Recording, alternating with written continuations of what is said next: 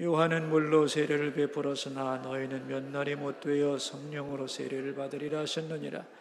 그들이 모였을 때 예수께 여쭈어 이르되 주께서 이스라엘 나라를 회복하심이 때니까 하니 이르시되 때와 시기는 아버지께서 자기의 권한에 두셨으니 너희가 알 바 아니요 오직 성령이 너에게 임하시면 너희가 권능을 받고 예루살렘과 온 유대와 사마리아와 땅 끝까지 이르러 내 증인이 되리라 하시니라. 아멘. 어제 우리가 성령을 바로 이해한다면은 성령의 열매에 대하여 관심을 가지지 않을 수가 없고, 또 성령과 올바른 관계를 유지한다면 반드시 성령의 열매를 맺게 되어 있다, 그런 말씀을 했죠. 은사도 중요하지만은 열매는 더 중요한 거다. 왜냐하면 열매가 그 나무를 규정하는 것이기 때문에. 여러분, 세상이 교회에 대하여 실망하는 이유, 성도들에 대하여 낙담하는 이유가 은사의 부족이 아닙니다. 그죠? 능력 부족이 아닙니다. 그들이 당연히 하나님의 자녀로서 맺어야 하는 성령의 열매가 없기 때문에 비난하는 거예요. 우리 모두가 성령의 열매에 대한 의식을 하고 성령과 관계를 맺으면서 그 열매를 맺는 그러한 성숙한 성도들이 되기를 바랍니다. 오늘은 성령 세례와 성령 충만에 대한 말씀을 배울 것인데, 왜 이걸 배워야 되냐면은 제가 질문을 하나 하겠습니다. 성령은 몇 번이나 받으면 되나요? 한 번 받으면 되나요? 아니면 두 번 받아야 되나요? 아니면 여러 번 받아야 되나요? 어려워지네요, 그죠? 또 하나 묻겠습니다. 손을 마음속으로 드세요. 마음속으로. 나는 성령을 받았다. 받았다, 안 받았다. 속으로 손을 드시라고. 근데 여기에 대해서 이제 많은 분들이 혼동을 하는데, 첫째 유형이 뭐냐면 나는 성령을 받지 못했다. 받아야 할 텐데, 이런 사람이 있고, 나는 이미 받았어. 그러니까 됐어. 이런 사람도 있고요. 나는 받았는데 더 받아야 되겠어, 이런 사람도 있어요. 또 다른 유형도 있습니다. 받았어, 확실히 받았는데 왜 나는 이 모양이지 지금? 많은 유형들이 있어요. 어떻게 하면 성령의 사람이 될 수 있을까? 받지 않았는지, 받았는지, 더 받아야 하는지, 받은 것 같은데 왜 이 모양인지, 어느 유형입니까, 여러분? 오늘 이런 오해가 많기 때문에 여기에 대해서 배우려고 이런 주제를 잡은 거예요, 여러분. 자, 중생이라고 하는 것은 성령을 받았나요? 중생하면 성령 받은 거예요, 안 받은 거예요? 우리가 성령이 하시는 일에 대해서 배웠잖아요, 그죠? 성령이 하시는 특별한 종중의 첫 번째가 뭐냐면 중생시키는 거예요, 그죠? 맞죠? 구원과 성화에서 구원이 성령의 아주 중요한 역사입니다, 여러분. 여기에 대해서 꼭 기억하실 것이 뭐냐면은 성경 중요한 구절인데 고린도전서 12장 3절, 이건 여러분이 반드시 기억하셔야 돼요. 성령으로 아니하고는 누구든지 예수를 주시라 할 수 없느니라. 그러니까 예수 믿고 예수님은 나의 주님이다, 그리스도다라고 고백하는 것은 나의 능력이 아닙니다, 그죠? 누가 만들어준 거죠? 성령께서 가르쳐준 거예요. 그러니까 내가 예수를 정말로 믿는다면, 나의 구세주로, 그 사람은 성령을 받았다, 안 받았다? 받았다, 안 받았다? 받았다지. 왜냐하면 예수 그리스도를 나의 주로 고백하게 하는 성령의 역사를 받은 거죠. 근데 이 중생하는 역사가 굉장히 요란하게 오는 사람도 있고, 바람이 임의로 불매 어디서 오는지 알 수 없는 것처럼 자기도 모르는 사이에 중생하는 경우도 상당히 많습니다. 자, 이 중생과 성령 세례가 같은 거냐 다른 거냐 굉장히 논쟁이 많은 것인데, 우리가 이제 이걸 이미지를 잘 이해를 하셔야 돼요. 여러분, 성령 세례란 말도 오늘 본문에도 나오잖아요, 그죠? 성령 세례가 뭐냐 하는 건데, 이 성령 세례라는 말을 하려면 전제가 깔려야 돼요. 성령 세례라는 말은 무슨 말이 있기 때문에 나온 말이냐면은 물 세례가 있기 때문에 나온 거예요. 이해되세요? 물 세례. 여러분, 신약이란 말은 그냥 나오는 게 아니에요. 전제가 깔려야지 나오는 거예요. 구약이라는 게 있으니까 신약이 있는 거죠. 그죠? 불세례, 성령 세례는 뭐가 있어야 되냐면 물 세례가 있는 것을 전제로 까는 말입니다, 여러분. 그럼 이 물 세례, 여러분 다 받으셨나요? 물 세례? 교회에서 세례 받으셨죠? 예, 언제 받았어요, 그거? 여러분의 그 시점을 말하는 게 아니라 신앙의 그 과정에서 언제 받았느냐 하면 처음 믿을 때 받는 거 아닙니까? 그죠? 그 세례 받는 목적이 뭐예요? 나와 예수님과의 관계를 공적으로 선포하는 행위거든요. 이게 나는 예수님을 나의 구세주로 믿습니다. 나는 예수님의 피가 아니면 용서받을 수 없는 죄인임을 믿습니다. 나는 이제 주님과 함께 살겠습니다라고 하는 선포예요. 선포. 그게 세례인데, 근데 왜 물을 쓰나 하필이면? 세례란 말 자체가 푹 담근다는 뜻이거든요. 밥티zo, 물속에 푹 잠그는 건데 왜 하필이면 물을 쓰냐면은 이 물이 두 가지 의미를 갖고 있는 거예요. 두 가지 의미를. 하나는 예수님의 피. 다시 말하면 예수님의 보혈로 나의 죄를 씻어주신다는 것을 고백하는 행위고, 또 하나는 물에 빠지면 죽어요. 그래서 그 물이라고 하는 것은 나를 죽이는 물입니다. 그래서 바다의 세례라는 말을 우리가 하잖아요. 세례라고 하는 것은 첫째는 예수님의 피로 나는 구원을 받았습니다, 그런 말이고, 두 번째는 옛사람은 죽었습니다. 이제부터 주님과 함께 새로운 인생 살겠습니다. 하나님의 자녀로 살겠습니다. 그런 고백이 물세례입니다. 근데 이 물세례도 성령의 도우심으로 가능한 거죠. 빨리빨리 대답해야 나 진도 많이 나가야 되거든. 예? 물세례도 성령의 은혜죠. 그죠? 성령 받아야 물세례도 받는 거예요, 사실은. 그런데 이 물세례와 더불어 오늘은 성령 세례에 대한 얘기가 나오는데 1장 5절을 보세요, 여러분. 요한은 물로 세례를 베풀었으나 이 물세례를 받은 거예요. 너희는 몇 날이 못 되어 성령으로 세례를 받으리라 하셨느니라. 여러분, 이걸 보니까 제자들은 세례를 받았어요, 안 받았어요? 빨리 대답하세요. 제자들은 세례 받았다, 안 받았다? 물세례 받았잖아, 이미. 그런데 이제 뭐라고 그랬냐면은 물세례 받았는데 너희들이 성령 세례를 받아야 되겠다, 그런 얘기. 그럼 이렇게 말할 수 있죠. 제자들이 이미 물세례를 받았다는 것은 이들은 구원 받은 거야, 안 받은 거예요? 받은 거야, 안 받은 거예요? 받았어요. 제자들이요, 예수님이 누군지 알았어요. 전도도 했어요, 예수 믿으라고. 그죠? 그래요, 안 그래요? 지금 개념이 굉장히 복잡하죠? 근데 여러분의 전제를 다 버리고 그냥 얘기하는 거 딱 듣고 스케줄을 딱 잡으면 되는 거예요. 그냥 그대로 머릿속에 각인시키면 되는 거예요. 제자들은 이미 세례 받았다, 안 받았다? 받았다. 물세례 받았다는 거예요. 그죠? 근데 예수님이 거기다가 뭐라고 그랬냐면 성령 세례 줄게 그랬어요. 그죠? 그런데 이제 예수님의 제자들이 물세례를 받은 사람들의 상태가 어떠냐면 6절입니다. 이게. 자, 읽어요. 그들이 모였을 때 예수께 여쭈어 이르되 주께서 이스라엘 나라를 회복하심이 되니까. 그들의 관심사는 뭐냐면 이스라엘이죠. 여기서 말하는 이스라엘은 정치적인 이스라엘입니다. 그죠? 정치적으로 부강하고 군사적으로 강대하고, 그래서 거기서 내가 출세하는 모습을 생각하고 있는 거죠, 지금. 그러니까 제자들이 구원을 받았는데 어떤 의미에서는 아직도 그들의 생각은 세속적인 거죠. 관심도 세상에 있는 거고, 그죠? 하나님 나라에 집중을 못하는 거 아니에요? 그래요, 안 그래요? 여러분들하고 한번 비교해 보세요. 나 세례 받았는데 하늘나라 은혜로 충만해, 안 해? 빨리 솔직하게 대답하세요. 여러분, 중생이라고 하는 것은 무의식적인 경우가 굉장히 많아요. 자기도 모르는 사이 일어나는 것이 중생인데, 이것이 성령 세례와 같은 거라면, 즉 물세례와 이 불세례, 즉 성령 세례가 같은 것이라면 뭐냐 하면은 지금 이 모습이 당연한 것이 되어버려요. 더 이상의 성령의 역사는 없어요. 성령을 더 받아야 된다는 소망도 필요 없어요. 왜? 이게 다잖아. 성령은 한 번만 받으면 된다며. 그죠? 그럼 다 됐잖아, 이제. 뭘 더 바래? 뭘 또 바라냐고. 그죠?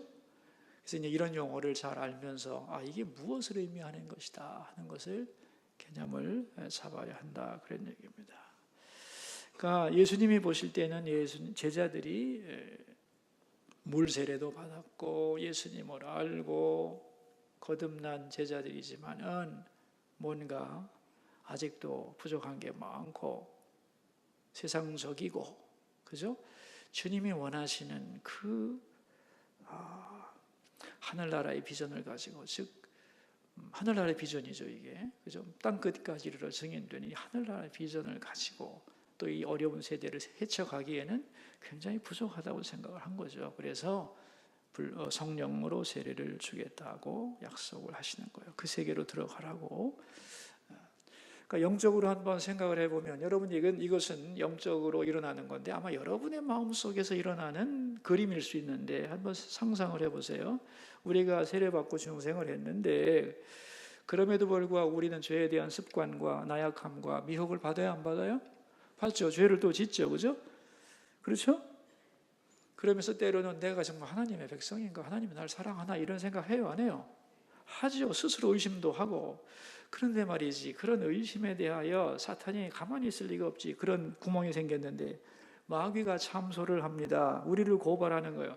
예를 들면 영적인 법정, 재판정이 딱 있다고 합시다. 거기에 내가 이제 피고로 딱 쓴 거예요. 그리고 이제 원고 마귀가, 사탄이 나를 고발하는 거예요. 이 사람은 온전한 하나님의 자녀가 아닙니다. 왜 그렇지? 그럼 증명을 하겠죠. 우리가 하나님의 자녀가 아닌 이유, 하나님의 자녀답지 못한 이유, 우리의 죄와 부족과 허물을 막 열거하겠죠. 그럼 할 말 있어요, 없어요? 사실이야, 아니야? 사실이야. 이거 신경 쓰이는데. 그러한 영적인 고발이 우리 안에서 일어나는 거예요. 그죠? 그럴 때 버틸 사람이 있어요? 이거 말씀 붙들고 버티자, 양심으로 버티자. 쉽지 않아요, 이게. 무엇의 도움이 필요하냐면은 성령의 도우심이 필요해요. 이 나의 신분에 대한 막강한 공격이 들어올 때 우리는 굉장히 초라해지고 나약해져요. 그런데 거기에 뭐가 들어와야 되냐면은 성령께서 우리에게 그 자리에서 누가 뭐래도 이 사람은 하나님의 자녀입니다라고 외쳐줘야 돼요. 어떻게 생각하세요? 그러면 내가 정신이 번쩍 나겠죠.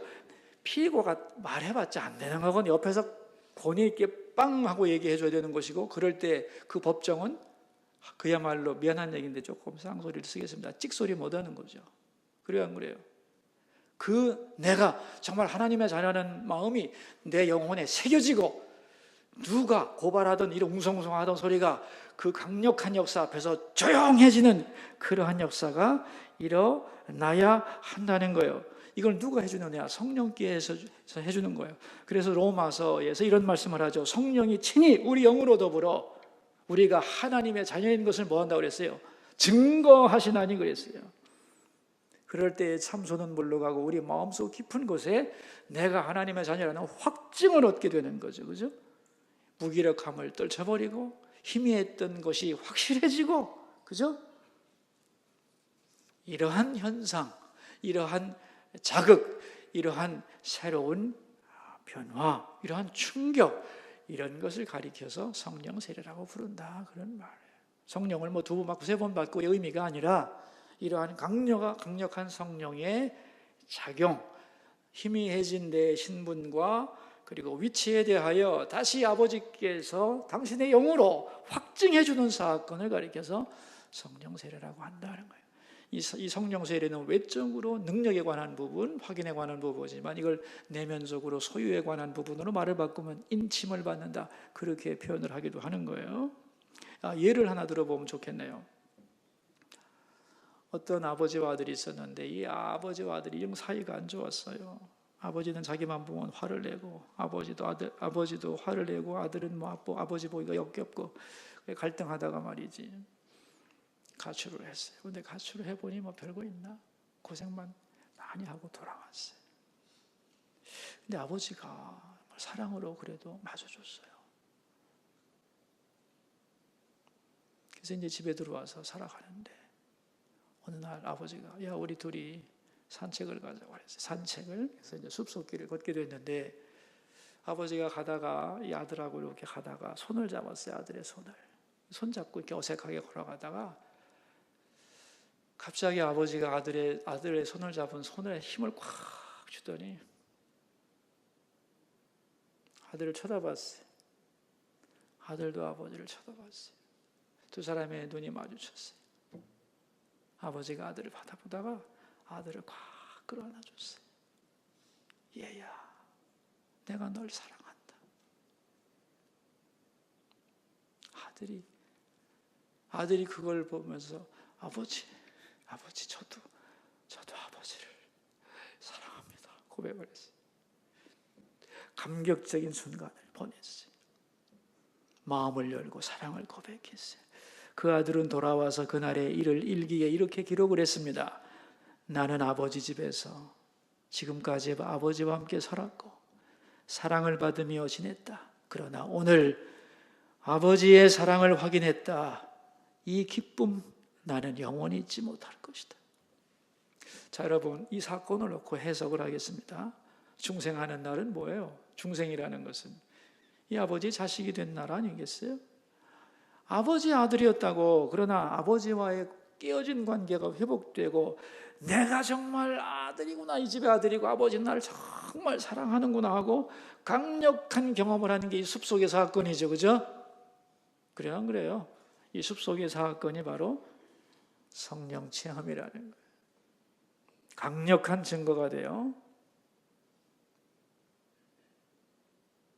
또 다른 비유를 설명한다면은 여기 씨앗을 뿌렸어요. 씨앗을 뿌렸는데 이 씨앗이 땅 속에 묻혀가지고 이제 그 속에서 따뜻한 온기와 수분을 먹으면서 자라기 시작해. 근데 자라는 게 보여, 안 보여? 안 보이죠. 어두운 곳에 있겠죠. 그런데 생명력이 있어서 그렇게 자라나다가 어느 날 땅을 뚫고 그 싹이 짠 하고 밖으로 나왔어요. 찬란한 햇빛과 시원한 바람을 맞으며 새로운 세상을 경험합니다. 충격이죠. 그것으로 끝나는가? 아니에요. 그건 계속 자라갈 거예요, 이제. 그죠? 그 열매가 맺겠죠, 그죠? 그러니까 이 성령 세례라고 하는 것은 뭐냐면은 그런 자극이에요. 땅 밖으로 쫙 나오는. 그러니까 이거 다 성화 안에서 일어나는 사건이에요. 아시겠어요? 그래서 성령 세례라고 하는 것은 뭐냐면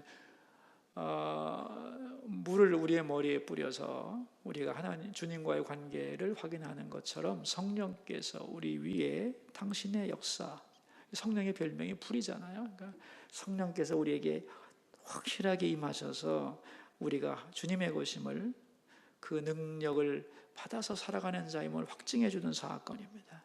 그래서 이 성령 세례의 이 목적이 세 가지가 있는데 하나가 자아 인식의 변화입니다. 뭐라고 그랬어요? 자아 인식의 변화. 지금 내가 누군지를 다시 확인하는 거예요. 알고 있었다고 머리로. 그런데 힘이 해가지고 그게 파워풀하지 않았는데 내가 진짜 이 집에 사랑받는 아들이네라고 하는 이 sonship, 아들됨, 자녀됨에 대한 확증을 얻는 게 굉장히 중요한 거예요. 두 번째가 뭐냐면 관심의 변화입니다. 관심의 변화. 관심의 변화는 뭐냐면 이스라엘 나라를 회복할 때가 이때입니까? 항상 세상이야. 예수 믿는다고 하면서도. 근데 이제 아버지가 원하는 것, 성령이 임하시면 너희가 권능을 받고 예루살렘과 그죠? 온 유대와 사마리아와 땅까지 이르러 뭐가 되어야 되는 게 중요하다고? 증인이 되어야 되겠다 하는 것이죠. 그죠? 그래서 그게 비전의 회복입니다. 비전의 회복.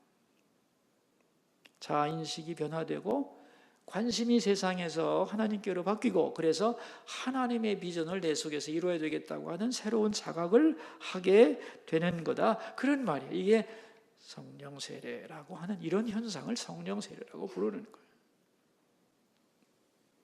성령 세례의 이제 이 현상, 모습이 어떠냐 하는 게 이제 사도행전 2장에 나오잖아요. 그죠? 그죠? 2장 50절에 성령이 임할 때, 성령 세례가 임할 때, 하늘로부터 급하고 강한 바람 같은 소리가 쫙 있으면서 불의처럼 갈라지면서 거기 있는 사람들이 확실하게 자신이 성령 받았다는 것을 체험하게 되죠. 그 전까지는 성령 받았어요, 안 받았어요? 또 헷갈리네. 그 전까지 성령 받았어요, 안 받았어요? 받았어요. 근데 확실한 체험이 있어요, 없어요? 없어요. 근데 확실하게 체험하면서 각인이 되는 거예요. 내가 성령 받았다는 것을 확실히 입으로 고백하게 되는 거예요. 그래서 그 전까지는 짐작을 했는데 이제는 믿음이 아니라 알게 되는 거예요. 논리를 넘어서는 거예요. 왜? 확실하니까. 여러분, 논리적으로 이성적으로 증명하는 거하고 사건을 경험하는 거하고는 달라요. 그래요, 안 그래요? 주님이 나의 주님이시고 내가 그분의 자녀라는 것을 믿는 것인데 이제는 알게 되는 거예요. 확실히 알게 되는 거예요. 확실한 증거를 통해서. 그래서 부정할 수 없는 확신으로 다가오는 거예요. 그래서 성령 세례를 받으면 자신에 대한 확증이 생겨나요. 하나님의 자녀라는 확증. 그리고 담대함이 생겨나고 그리고 기쁨이 생겨나게 돼 있어요. 왜 우리가 이걸 배워야 되냐면은 나는 성령 받아서 중생했거든. 그러나 거기 머물러 있으면 안 된다는 거예요. 아시겠어요? 정말 내가 거듭났나? 때마다 헷갈리고 이러면 안 되는 것이고 확실한 인침의 사건, 다시 말하면 성령 세례를 통하여 내가 정말 나는 그때만 기억하면 확실하게 내가 하나님 자녀됨을 확인하고 다시 일어설 용기를 얻을 수 있는 그런 계기를 하나님은 주기를 원하신다, 원하지 않는다. 원한다, 원하지 않는다. 원한다는 거예요. 그러니까 희미한 사람들은 다시 도전하라는 거예요. 다시 확인하라고. 그런데 그렇다면 이제 이거 그 사도들이 성령 받았을 때처럼 사도행전 2장을 반드시 경험해야 되느냐?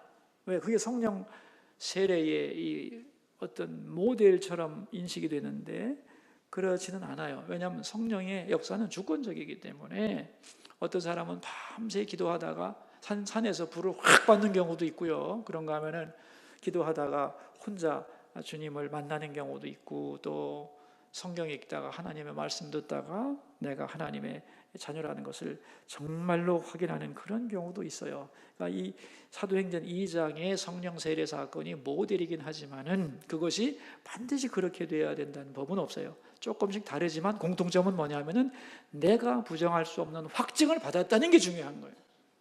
예를 들어 보면 조나단 에드워즈라고 하는 유명한 미국의 목사님이 있는데 그분이 이런 일기장에 이렇게 써놨어요. 내가 어느 날 숲속을 걷고 있을 때 예수님의 임재를 느꼈다. 내 눈에 그분은 보이지 않았지만 나는 그분 앞에 서 있는 것을 확실히 알 수 있었다.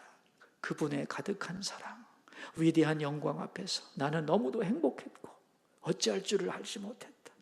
주님의 너무도 부드러운 어루만지는 손길, 그것을 느끼면서 나는 소리내어 엉엉 울었다. 이제 내 마음의 소원은 오직 그분을 사랑하고 의지하며 섬기며 따라가리라고 다시 한번 굳게 결심했다. 이렇게 나와요. 분명하죠. 분명한 체험인데 사도행전 2장과는 좀 다르죠. 거기서 방언이 터지거나 그죠? 불같이 갈라지는 거 없었잖아요. 그러나 이 사건을 통하여 이 조나단 에드워즈 목사님은 주님을 깊이 만나고 다시 하나님 앞에서 새롭게 확증을 받는 역사, 그런 경험을 하게 되는 거죠. 그 후에는 이제 논리가 필요 없는 거죠. 확실한 경험이고, 그래서 그것만 생각하면 기쁘고 담대해지고 다시 일어나게 된다. 그런 얘기입니다. 그걸 성령 세례라고 하는 것이다. 그러니까 이렇게 말할 수도 있어요. 성령 2번 받는 건가? 2번이 아닐 수도 있죠. 이게 다른 성령이 아닙니다. 이게 같은 성령께서 아직 믿지 못한 자에게는 믿게, 그죠?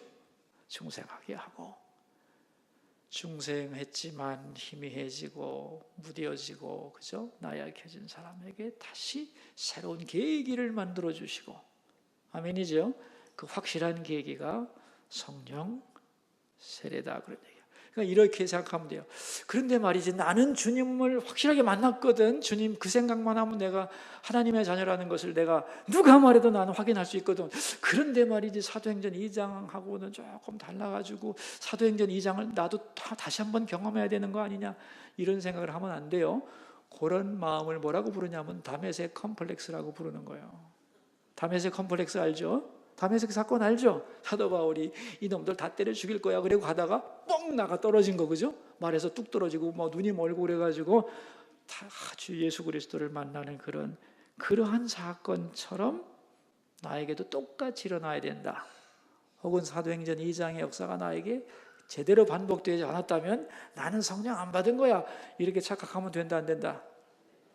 안 된다. 그래서 중생에 대한 얘기를 하는 거고 성령 세례에 대한 얘기를 하는 것이고, 그래서 성령 세례 같은 경험을 다시 추구할 필요가 있다는 것이고 그런 것이.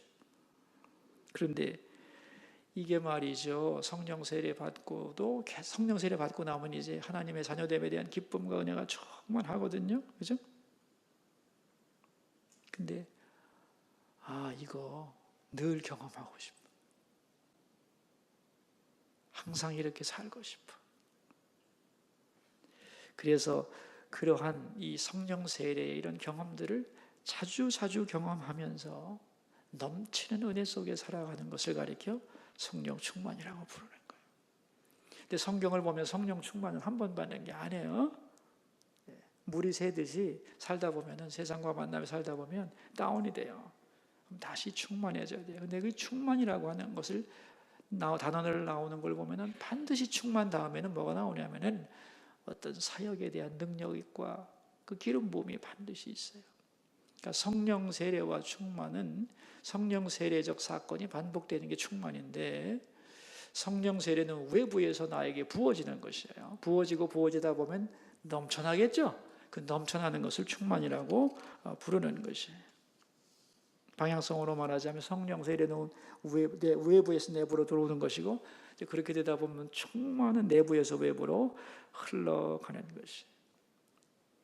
그 성령 충만이 계속되는 것을 성령과의 동행이라고 부르는 거예요. 그러니까 우리의 성령님은 참 우리의 삶과 함께 하시면서 우리를 이 땅에 창조도 하셨지만 믿지 않는 영혼을 구원하시고, 그죠? 구원받았지만 또 휘청거리고 휘둘리는 우리에게 다시 확증을 주셔서 다시 세례를 준다는 걸 그렇게 표현하는 거죠. 확증을 주셔서 그런 현상을 성령 세례라고 표현하는 거. 그렇게 주셔서 다시 일어서게 하고, 그리고 그런 일이 자꾸만 반복되도록 사모하고 거기 가운데 살도록 하고, 결국은 그래서 성령과 동행하는 삶으로 우리의 삶의 모든 순간순간마다 함께 하시기를 원하시는 분이라는 것을 기억할 필요가 있겠어요. 그러니까 여러분이 지금 어느 상태에 있든지 앞으로 나갈 길이 있어요, 없어요? 있어요. 그렇다고 나는 성령을 못 받았다? 아닙니다. 받았고 중생했지만 다시 새롭게 하나님 앞에서 서는 성령 세례적 경험을 여러분 모두가 또 도전하시기를 바랍니다. 그죠? 사도행전 2장에 그런 말이 나와요. 이것은 너와 너희 자녀와 먼 데 있는 이방인들에게도 주기를 원하시는 것이다, 이렇게 표현하고 있어요. 이런 얘기죠. 하나님은 성령께서 우리를 구원하는 것도 구원하는 거지만은 이런 강력한 하나님의 은혜를 다시 경험해서 나도 물론 내 자녀도 물론 그리고 이방의 모든 민족들이 성령 안에서 새로워지고 충만해지고, 그죠? 세상을 넉넉히 이기는 사람이 되기를 간절히 바라고 그런 역사를 약속하셨다는 걸 믿어야 돼요. 아멘이죠. 저는 말이죠, 우리 수소계가 확 좀 뒤집어졌으면 좋겠어요. 불 확 났으면 좋겠어요. 진짜 그냥 불이 아니라 성령이 불로 확 탔으면 좋겠어요. 여러분 믿는데 왜 그렇게 뜨뜻미지근하게 졸면서 믿어요? 그러지 마세요. 여러분 얼마 안 남았어요, 하나님 앞에 갈 날. 예? 그리고 우리를 통하여 하나님이 이루고자 하시는 일이 무지하게 많은데 진짜 세상만 바라고 딴짓하다가 가면 안 됩니다. 여러분 주님 앞에 가서 어떻게 할 거예요? 그러니까 이제라도 나는 구원 받았지만 하나님의 자녀인데, 여러분 자녀도 종류가 많습니다. 내 마음을 기쁘게 하고 정말 바라만 봐도 행복한 자식 있는가 하면은 자식은 자식이요, 그런데 깝깝해 많죠? 우리가 그런 자식 되면 안 됩니다. 여러분 아시겠어요? 다시 일어서야 됩니다. 다시 일어서서 남은 인생 계산해 보세요. 건강하게 내가 내 정신 가지고 주님을 위해 충성할 시간이 몇 년이나 있겠나? 별로 없어요. 여러분 거꾸로 계산하셔야 돼요. 하나님 앞에 가서 영원히 살 건데 그때까지 내가 몇 년 남았지? 정말 나 이대로 살면 안 되겠네. 내게 주어진 모든 삶의 환경과 여건과 능력과 은사를 가지고 내가 이제 어떻게 살아야 될 것인가를 생각하면서 하나님, 내가 알기는 아는데 안 됩니다. 오케이, 알긴 아는데 안 되지. 그래서 누굴 보내주시는 거예요? 성령 보내주시는 거예요. 예수 믿고 하나님, 그리스도 닮은 삶을 살으라고 하나님이 말씀해놓고 살 수 있는 능력 안 주면 우리 보고 뭐 어떡하란 말이에요 도대체. 우리가 살 수 없는 이유는 우리의 능력이 부족해서가 아닙니다. 어차피 부족해요. 능력은 성령으로 의지하지 않기 때문이야. 사모하고 갈망하고 그분이 옆에 계시면서 힘을 주시는 것을 받아야 되는 거예요. 우리가 어느 장사가 세상의 모든 짐을 지고 나가겠어요? 아무리 천하장사라도 별거 없어요. 인간의 천하장사라고 하는 건 별거 없어요. 1000km, 10000km 못 들어요. 하나님이신 영, 성령께서 우리에게 주시는 힘을 사모하고 받아야 돼요. 그죠? 그래서 새롭게 일어나야 돼. 새롭게. 그래서 우리 마음에 그냥 잘 안 보이지만 영적으로 보면 불이 활활 타무족하는데 새카맣게 꺼져 있고, 아니면 몸에 어떻게 가슴 속에 저렇게 얼음덩어리가 있냐? 많습니다, 여러분. 자식은 자식인데 참, 여러분 그러면 안 돼요. 여러분 속에, 마음 속에는 얼음을 깨뜨리세요. 예? 죽어 있는 불씨 살리자. 아멘이죠? 그리고 사모하세요. 사모하시라고, 성령을 사모하시라고. 도와주겠다고 옆에 있는데 오늘도 내 영혼의 보호조에 들어오려고 하는데 마음을 열어 말이죠. 도대체 딴 데만 바라보고 있고 성령께서 놓고 하시는데 하도 안 들어갔고 이제 귀가 먹어가지고 들리지도 않고 말이야. 그러다 사건 뻥 터지면 내가 예수 믿는 사람인가? 이렇게 나오면 안 됩니다, 여러분. 성령을 향하여 마음을 여세요. 그리고 부르세요. 그리고 사모하세요. 그리고 모셔드리세요. 그리고 붙잡으세요. 이런 경험을 달라고 기도하세요. 아멘이죠?